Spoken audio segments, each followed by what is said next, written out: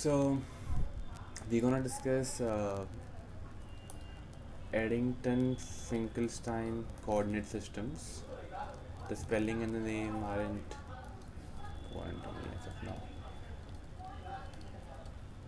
So we'll discuss them from the point of view that we have not yet discussed the Schwarzschild trajectories of photons and massive particles yet. So what I'll do is I'll make a video on this coordinate system over here first, get a feel of the what we can do with this when given a Schwarzschild metric, and to eradicate the singularities which are present in this metric in some parts. So there are basically, before writing on the metric, I'll write on the metric first. So this is the metric, the Schwarzschild metric. As we know, commonly it's pretty standard, like let's not forget a c-square over here. The signature is plus minus minus minus, so we're gonna work in that way. This inverse, the radial part, and the angular part that we're not gonna stress about over here right now. So it's just for the information sake. This is just sine square theta d phi square plus d theta square. So we know from the usual the polar spherical coordinate system. So now what we have is when we write this coordinate system in the way that it is given, so we can see that there are like two singularity points. Like if let's say r becomes 2 gm by c square, that is 2 mu, since mu is gm by c square. So what we get is a singularity over here, since it will become 1 upon 0, this thing, since 1 minus 1 would be equal to 0 and 1 upon 0 is not defined, so it's singularity over here. So now how to eradicate the singularity? So we change the coordinate system of the way we see the space as. So let's say if this is the space and it is governed by the Schwarzschild metric. Okay, so what we can do is we can stick a coordinate patch over here, always, like that's a law. We can stick a coordinate patch, and this coordinate patch can interpret the metric in a way that it wants to. Now we can also do anything related to GR without the usage of this coordinate system, but that just requires more advanced mathematics and that's unnecessary from a physicist's point of view. So what we do is use coordinate systems. So it's but natural that there are a lot of metrics that can define a space. Yeah, like we have Euclidean metric and polar metric for like the Euclidean space, the Cartesian metric and the polar metric for Euclidean space is a common thing that we all know, and there are a lot of more metrics that are there, parabolic, hyperbolic. So the point is that we can use this coordinate systems to depict different part of the space like this. So one such coordinate system that we can use in Schwarzschild cases, the EF coordinate system, the Eddington-Finkelstein Coordinate System. So what we can do is I'll just write down the null geodesic of the photon in the Schwarzschild metric, and why I'll do that, I'll tell you in a minute. The null geodesic of an ingoing photon. So the thing is that if I have a photon that's traveling in a Schwarzschild metric, I can write the geodesic, the path that it follows in over there.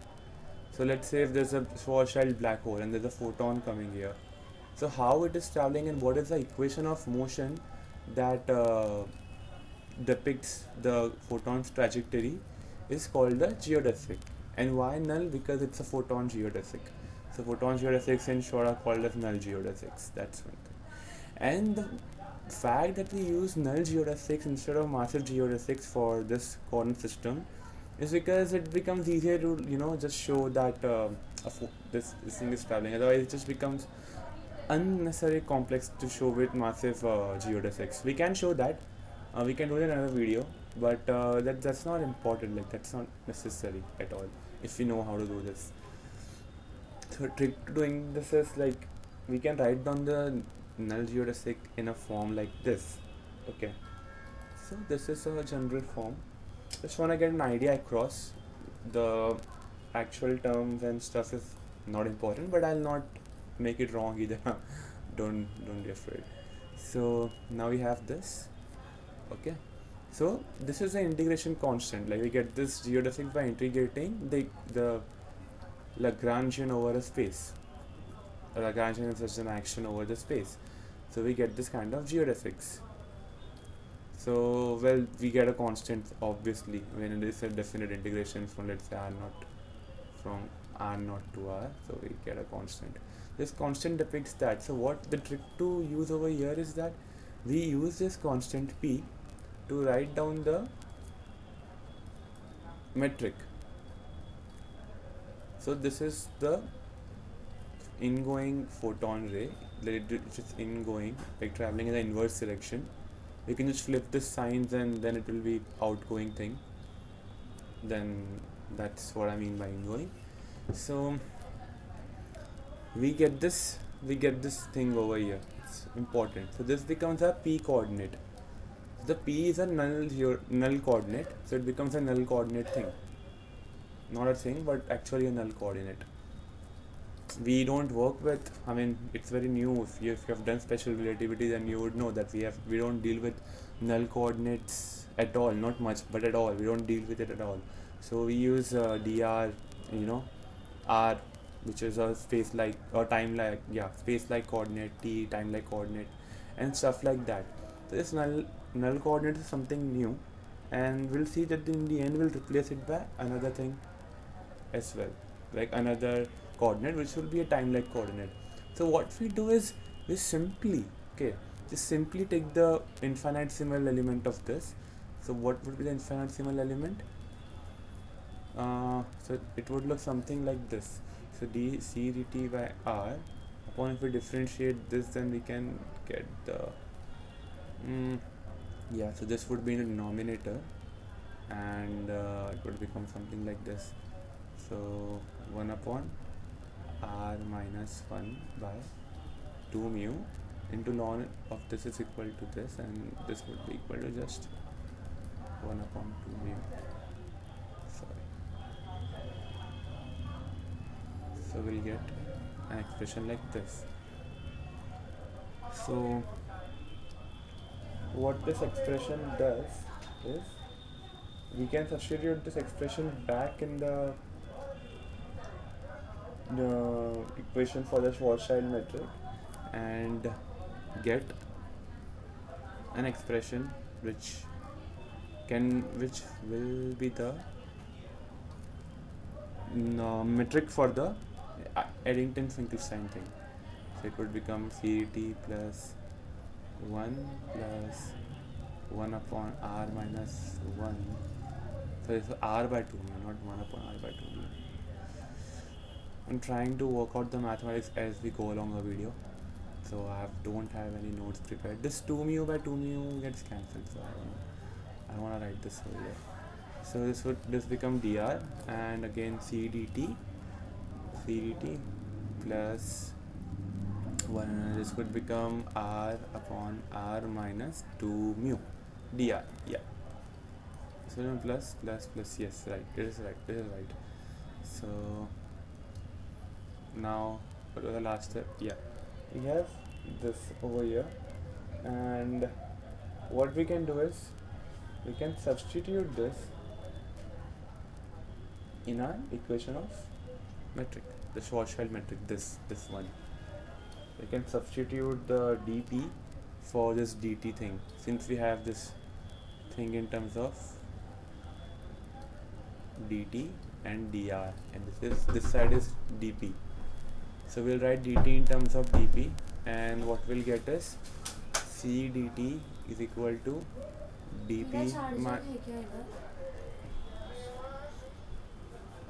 excuse me, sorry for that, dp minus r by r minus 2 mu dr.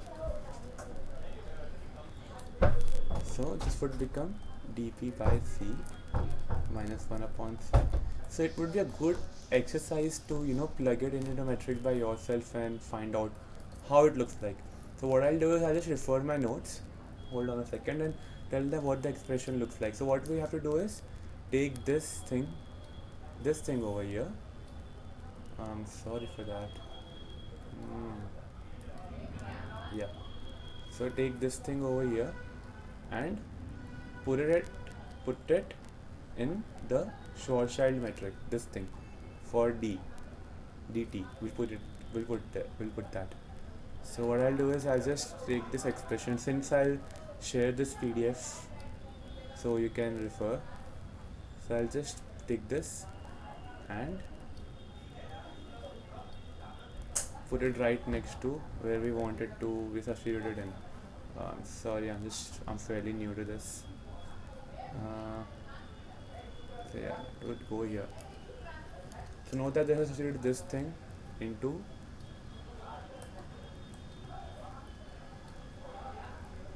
this for dt.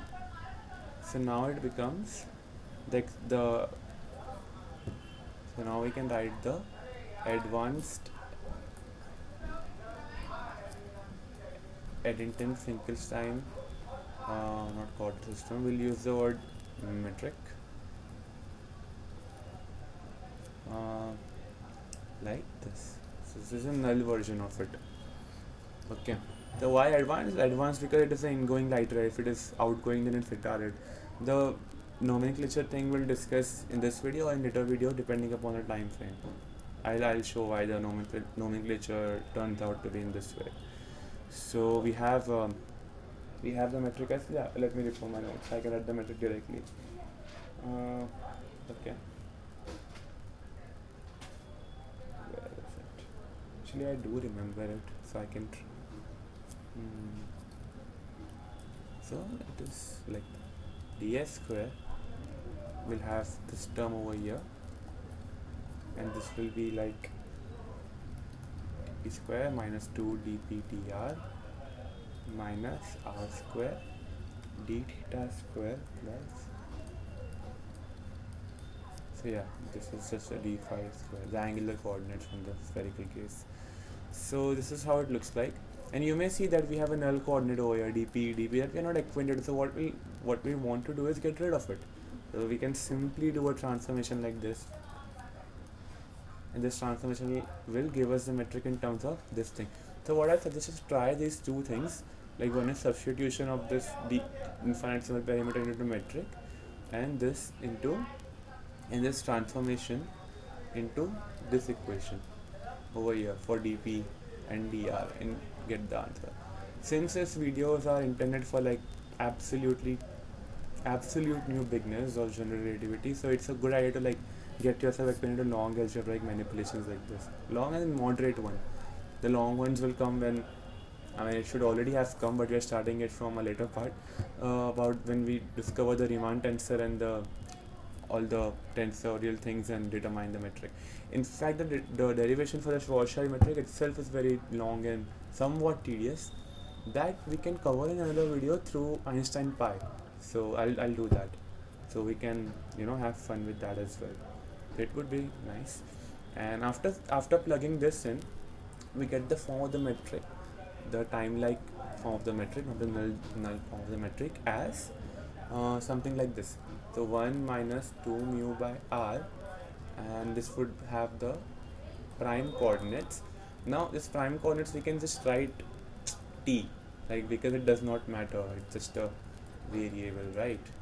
So you can just write this time as t to save space and time, and to not create any confusion in the star itself. Now notice that it's a plus sign over here. Yeah, it's deliberate. Plus 4 mu c by r dt prime dr minus r square d phi square. This is just a d theta square plus r what am I doing? Sine square theta d phi square, the usual thing. So this is the Finkelstein coordinates and Finkelstein coordinate system, and this thing over here, as you can observe, is continuous over the range of 1 minus 2 mu, over the range of r is equal to 2 mu. So 2 mu is a Schwarzschild radius. We know from elementary Newtonian calculation from like younger days. Those of you who have done that Schwarzschild radius given some by an expression like this.